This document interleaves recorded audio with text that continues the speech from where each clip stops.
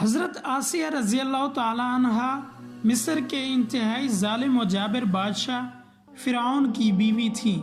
بادشاہ وقت کی بیوی ہونے کے سبب آپ کے پاس مال و دولت کی کثرت تھی، لیکن اس کے باوجود آپ غرور و تکبر کا شکار نہیں تھی، بلکہ آپ کا دل غریبوں کی محبت سے سرشار اور ان پر شفقت و مہربانی کے جذبے سے معمور تھا۔ آپ دل کھول کر ان پر صدقہ و خیرات کیا کرتی، اور اسی وجہ سے آپ کو ام المساکین یعنی مسکینوں کی ماں کہا گیا ہے۔ فرعون چونکہ لوگوں کے ساتھ بہت ظلمانہ سلوک کیا کرتا تھا، اس لیے آپ اس سے سخت بیزار تھی۔ فرعون سے آپ کا نکاح بھی بارضا اور رغبت نہیں ہوا تھا، بلکہ آپ اور آپ کے والد دونوں اسے ناپسند کرتے تھے۔ فرعون نے بادشاہت کے زور پر جبراً آپ سے نکاح کیا تھا، لیکن اللہ پاک نے آپ کو اس سے محفوظ رکھا اور وہ آپ کے قریب آنے پر قادر نہ ہوا۔ اس لیے آپ کی کوئی اولاد نہیں تھی، جو بعض روایات میں فرعون کی ایک بیٹی کا ذکر ملتا ہے۔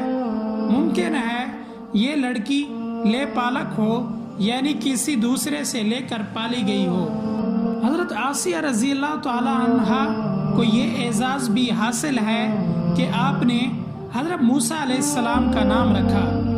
حضرت سیدنا موسیٰ علیہ السلام کی والدہ نے فرعون کے سپاہیوں کے ڈر سے آپ علیہ السلام کو ایک صندوق میں رکھ کر دریا میں ڈال دیا۔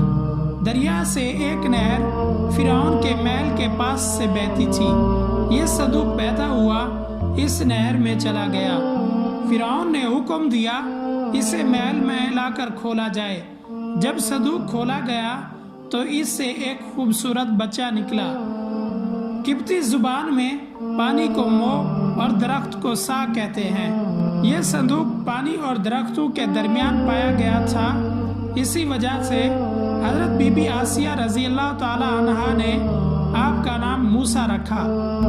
جب حضرت موسیٰ علیہ السلام حضرت آسیہ رضی اللہ تعالی عنہا کی گود میں آئے تو آپ نے حضرت سیدنا موسیٰ علیہ السلام کے چہرے میں نور نبوت دیکھ کر انہیں اپنا بیٹا بنا لیا، اور فرعون سے جو کہا اسے قرآن پاک میں یوں بیان کیا گیا ہے۔ ترجمہ: یہ بچہ میری اور تیری آنکھوں کی ٹھنڈک ہے، اسے قتل نہ کر۔ اس پر بدبخت فرعون نے کہا اسے تم رکھ لو، مجھے اس کی کوئی حاجت نہیں۔ ہمارے پیارے آقا صلی اللہ علیہ وآلہ وسلم کا فرمان ہے، اگر آسیہ کی طرح فرعون بھی اس بات کا اقرار کرتا کہ یہ بچہ اس کی آنکھوں کی ٹھنڈک ہے تو ضرور اللہ پاک اسے ہدایت عطا فرماتے، جیسے آسیہ کو عطا فرمائی۔ جادوگروں کے سحر اور حضرت موسیٰ علیہ السلام کے معجزے کے سنسنی خیز مقابلے سے حق ظاہر ہونے کے بعد جہاں جادوگروں کو دولت ایمان نصیب ہوئی، وہیں جب آپ کو اس مقابلے کا حال معلوم ہوا تو آپ رضی اللہ تعالی عنہ کے دل میں بھی فوراً حق کا نور چمک اٹھا۔ آپ رضی اللہ تعالی عنہ بھی حضرت موسیٰ علیہ السلام پر ایمان لے آئیں۔ فرعون نے آپ کو ایمان سے پھیرنے کی تمام تدابیریں کر لیں، اور اسے ناکامی کا سامنا ہوا تو اس نے آپ کو شہید کرنے کا فیصلہ کر لیا۔ شہادت سے پہلے آپ نے بارگاہ الہی میں جو التجا کی، اسے قرآن پاک میں یوں بیان فرمایا گیا ہے۔